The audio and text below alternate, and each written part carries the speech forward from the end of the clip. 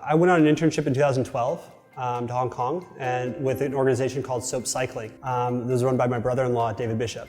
And also got introduced to Tammy Baltz, who was my other co-founder at FAIR.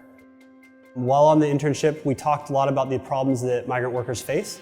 And so I went back to school and I wrote up a business plan. It's pretty crazy that we live in a world in which the poorest people are those who pay for their jobs, right?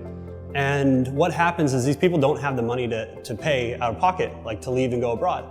And so what they're doing is they're taking out these loans from either moneylenders or the recruitment agencies themselves, and they're falling into a situation of debt bondage from day one. And it makes it really difficult for them to ever kind of reap the benefits of their work while they're abroad.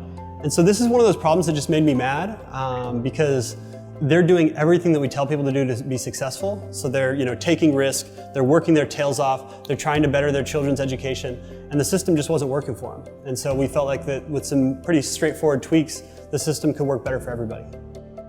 And so what we did is we basically set up an agency that would never charge a worker a fee at all. We would only charge employers. And what we aimed to do was kind of create a new market standard in which other agencies would follow over time. Our whole theory of change is best, biggest, influence, impact. And that means that we need to start off by being the best service provider in the industry. When you combine those ethics and good principles along with an awesome service experience, the broad market wants to use you, and that's when you can start to influence the broader market as a whole.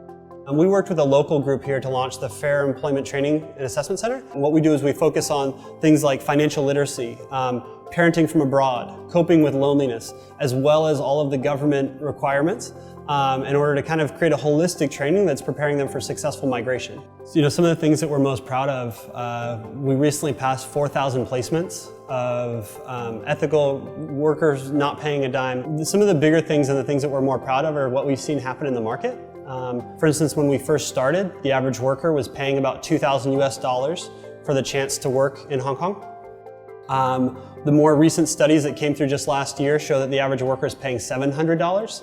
And that's happened as employers have gone from paying about $500 to about $1,200. One of the placements that happened through kind of our network, the worker was trained with FAIR Training Center, and just a few months after she arrived, she texted a picture of a tricycle that she bought for her husband and said, "Hey, I've bought my first investment, now my husband can work." We're starting to see real replication. Specifically in Malaysia, there's a group called Pink Collar that we've been kind of advising from the beginning for them. And they just launched last August, and they're seeing real success as well. But we also get contacted from people all over.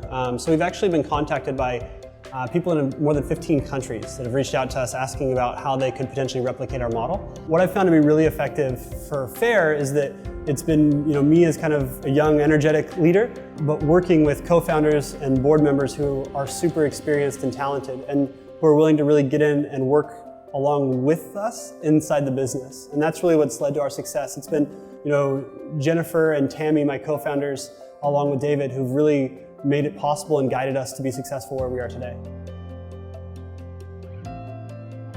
Being young is the best time to kind of engage with social issues because we don't have much to lose. I think that the society is far closer than we realize to eliminating a lot of the issues regarding forced labor. When I look 10 years into the future, I think if we look at specific markets, this problem won't exist like it does right now.